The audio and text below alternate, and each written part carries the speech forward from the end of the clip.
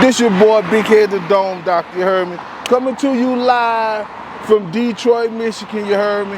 Off of Greenville, you heard me? You already see I got my D fitted. I'm Motor City Pretty. And you heard me, I want to give a shout out to AHumbleSoul. We out here. I salute him from coming on out here, and we getting it locked in. So we had to hit the block so you can see I'm out here in real life, real time, with AHumbleSoul. Your boy, Big Head the Dome Doctor. Once again, I got my D fitted. And I'm Motor City Pretty. Shout out to Baton Rouge. Shout out to Tennessee. Shout out to all my people that fuck with OTM.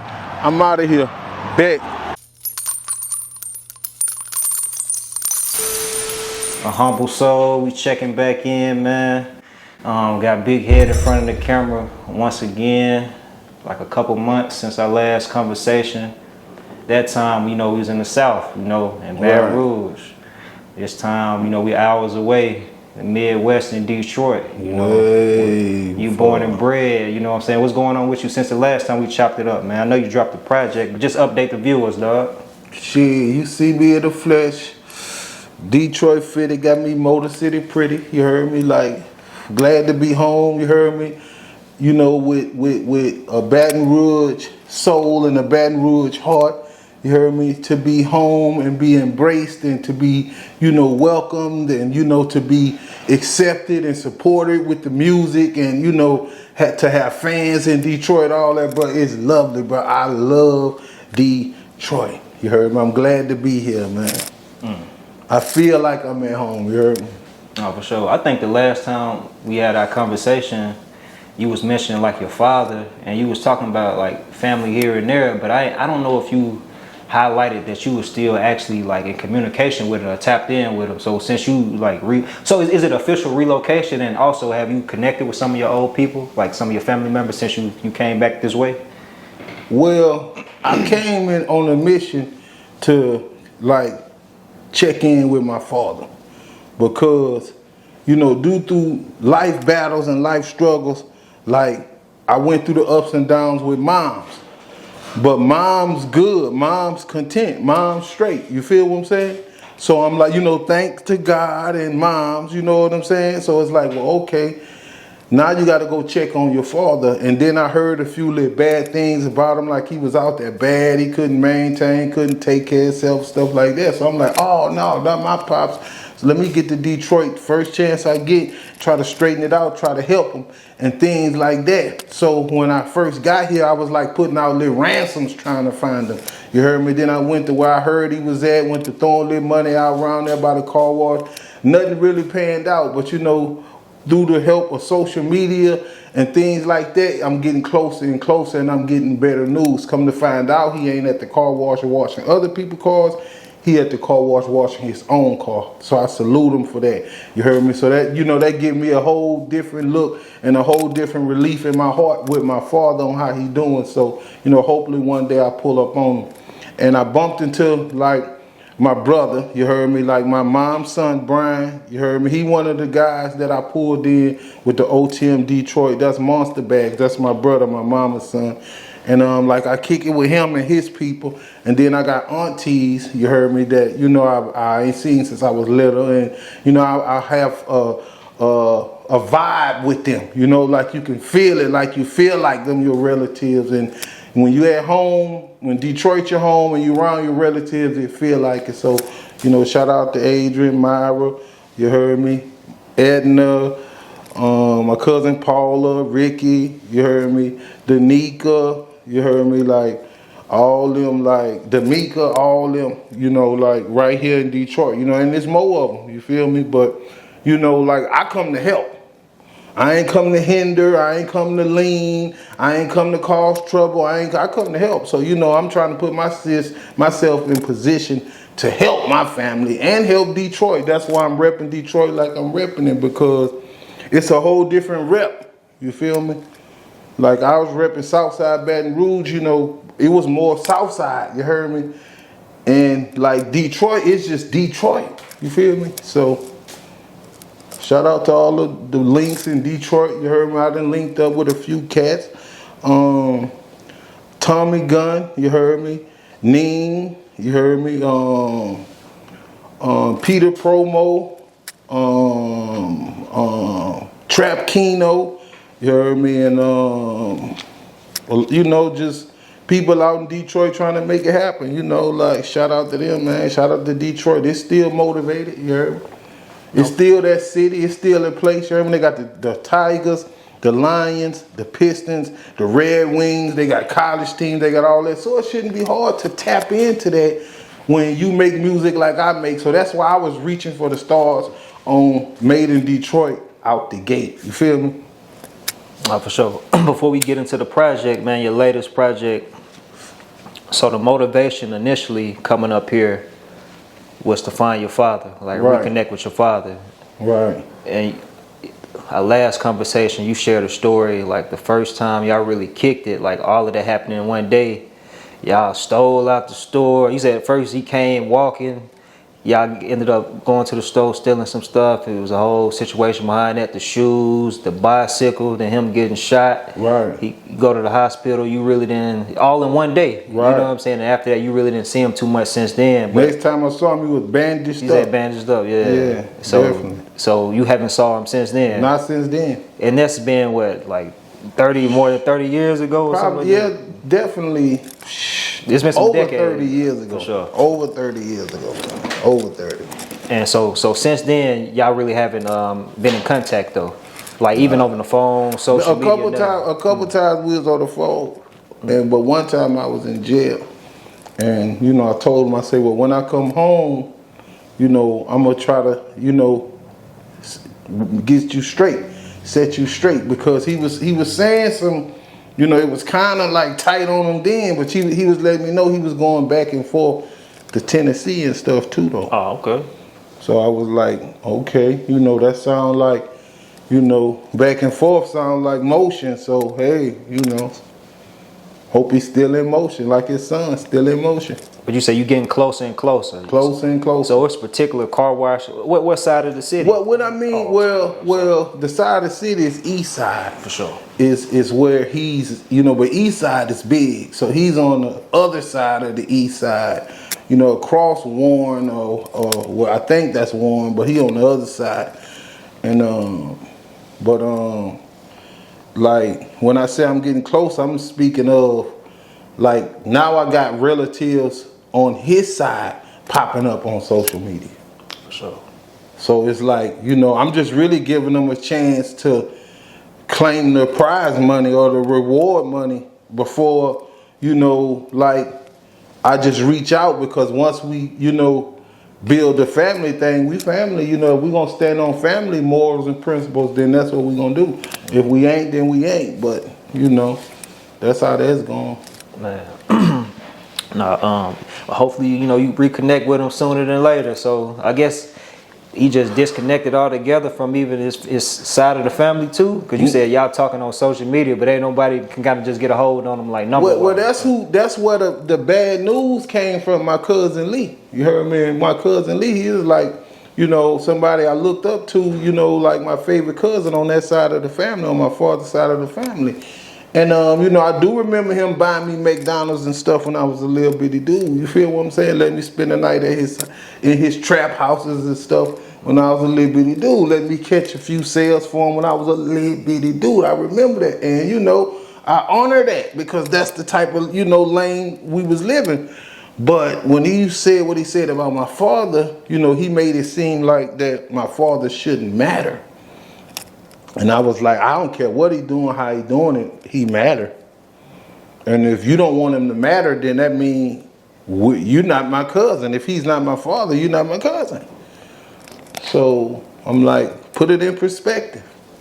He older than me. You know, be a leader. You know, there's only so many leaders in the family, and I always look to him as a leader. So, you know, lead. Like I look at you like a leader. Be a leader. I don't care what you do, how you do it. Just be the leader you was when I was a young nigga.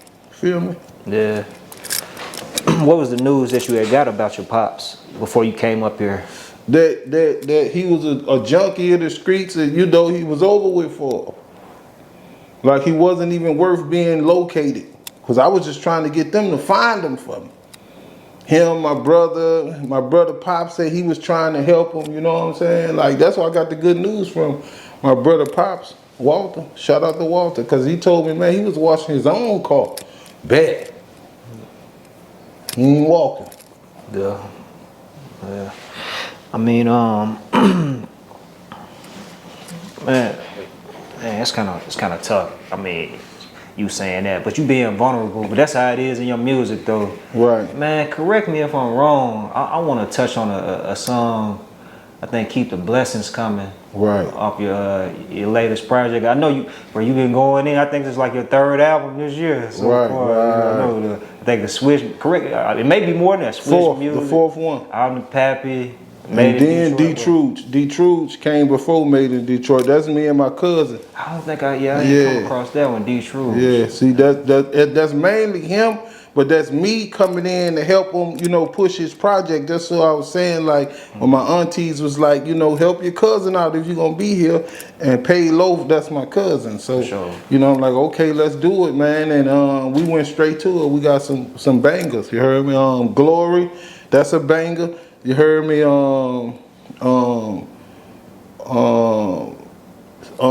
Motor City Jiggalate, D Baby. See, D Baby and Motor City Jiggalate on both of them. It's like something I learned from Trio. How you get some good songs, you take them and you flip them. You feel what I'm saying? So that's on both of them. But shout out to Pay Loaf. You heard me? 6 Mile General. And that connection too, because the Detroit, like right. Detroit, Baton Rouge. Right.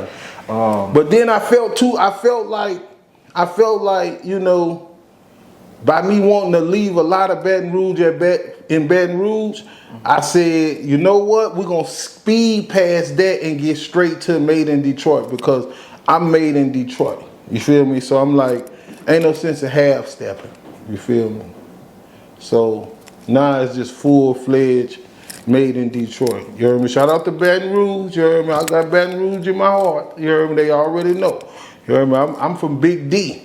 You heard me? So, that can't change. But shit, like when it's time to represent and it's time to, when it's time to be at home, like say for instance, if the rap war pop off, I'm where I want to be. I'm where I want to be.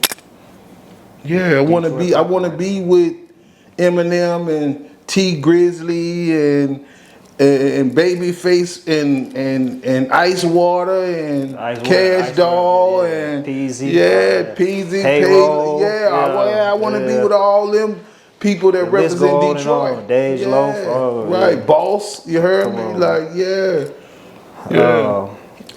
It's a song on that album, man, Made in Detroit, where you said that your mom was raped by your father, right, and that you almost was aborted, or she wasn't gonna have you. She wasn't gonna have you, but somebody talked her into having. Can you just elaborate a little bit more on that, dog? It's crazy because only reason why I brought that up is because I never understood why she told me that. Some things are better off unsaid. But when she said, like, the only reason I had you is because your sister. See, my sister, this is already my sister's father. And my grandmother, Annie Laura. So she was saying, like, my father climbed down the chimney. The chimney, fam. And raped her. Now, they had relations before that, obviously, because of that was my sister's father, and my sister 1 year older than me, but he still didn't have no right to do that, But I'm saying to myself, like, okay, but, I'm on, like, I'm trying to have anything to hold on to my father I can. And when you hit me with that line, that almost made me say, fuck them for good. But I'm like, I can't do that because, like, my mama told me that, but she told me that about my father. She didn't tell me that about anybody. Now, if that was anybody else, it might really be a serious problem. But, by him, I got to, see what it's all about. He at least get a chance to tell his side of the story, I think, So, if she could have just been wanting him to be a monster, painting him out of the worst person in the world. And that's what it felt like. Because it's like that hurt you that bad to where you had to tell me, because I wouldn't have never knew if you wouldn't have never told me. But I'm like, yeah, you told me. Man, at what age did she let you know this? Man, way too late. I was almost on the verge of you know, because I always asked about him. I always wanted a role model. So I never had a dad. I never had a stepdad, none of that shit. It was just niggas in the streets that was trying to lead a nigga wrong because they was led wrong. So I was like, shit, niggas I ain't go bowling or fishing or hunting or camping or swimming or nitpicking or horseshoeing or none of that shit. I ain't go to YMCA or Breck or none of that shit. Football, basketball, none of that shit. That shit costs money. Just them little tuition fees or insurance fees couldn't afford it. So, fuck all that. Excuse me. Nah, well, yeah, I know that line stood out to me. It's a powerful song all the way around. It's a positive song. It's just, you touching on the struggle too in that song, but them bars just caught my ear. I was like, damn, I don't think I saw you But see reflect on that. And that just come from like writing, thinking about my father, trying to find him at the same time, and trying to find my way in Detroit at the same time. You feel what I'm saying? Because I didn't come here, like I say, to put no stress or no strain or no struggle on nobody. So shit, I'm my own man. Oh, for sure. You heard me? But you do plan on actually asking them about that if you connect with them? Definitely. Man. Definitely. But nevertheless, you still got love for him. Right. Definitely. Regardless, you know. Yeah, she could still got love for him. She let him get away with but she let him get away with it, not me. So she got love for him too. Yeah. But taking it back, man. Made in Detroit. I know you said four albums, but 3 solo albums this year. Right. Why title it, Made in Detroit, and you still incorporate like some of that BR bounce in it. You kind of marry the two, but like it's a Detroit thing, or Detroit is a place to be. You mentioning like different parts, you shouting out historical figures come out of Detroit, artists, all of that, man. Like, why take that approach? Because your bread and butter is like that BR Southern audience and sound, but just transitioning aside from just the family perspective. Like, what motivates you to do that, dog? It's just more like positioning myself in the proper place in Detroit. Like I'm not gonna position myself at the very beginning of the music game, and I was damn near here at the end of Motown.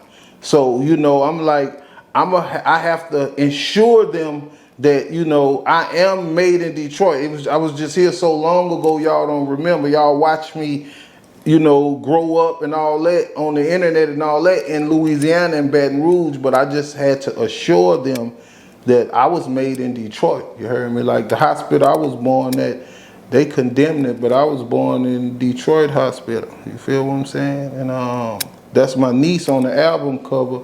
And Cachet, you heard me? And she some kind of way she OD'd or something like that. And I talked to her a couple times, and she was so intrigued about the music and entertainment, and she could make me laugh over the phone. If I wanted some talent over the phone, whatever, she was able to like try to do it right then and there, even though my brother would be right there, because that's my brother who's here, daughter. And like it was like by that being my brother and she being my niece, I was already like gonna co-sign her anyway.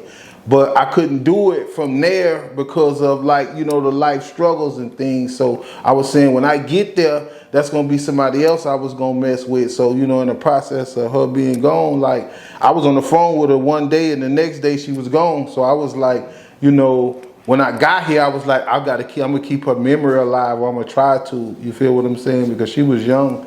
And she was talented, you heard me? She was dark-skinned, and the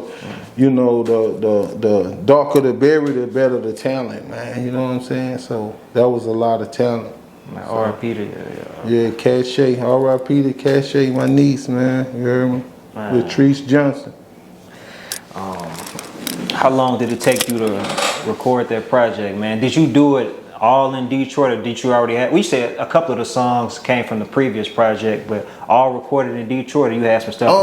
I'm gonna say "Wipe 'Em Up" is the only song on there that was recorded in Baton Rouge, and that's because like I recorded that in the process of trying to help somebody else get a good song, and they folded on me, so I just moved with it. So in the process of that, I was like, I might as well put it on this, because if I don't put it on this, then it have a chance to don't be on nothing. But all the rest of them was recorded in Detroit, and I want to give a shout out to Peter Promo, because with engineers like Peter Promo, you can record like that, because he help you, and you know he's not clocking you in and out, and cigarette breaks and dehydration breaks and need to answer the phone breaks. He clocking your work, you feel me, and he's helping you do it so you can get a lot of work in faster. So I might have did it in like 2 or 3 days, and that's like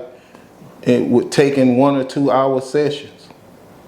Like I was knocking like 3 songs out in one time. Man, so your work ethic is like that? Definitely. And you still writing though? Right. No punching in, no freestyle. Nah, no freestyle. I'm gonna punch in. I mean, I come in the habit to punching in because I can rap more and I can rap faster and I can get smoother and things like that, and stronger with the punching in, because I've been smoking for so many years. I run out of breath and all that, so I be wanting to keep it strong, so I just punch in. But I ain't leaving the studio, the booth, until it sound right though. Man, definitely. What's the element that you have to be in when you creating? Like, so for this particular project, do you gotta have like Detroit, merch paraphernalia all around? Oh, go ahead.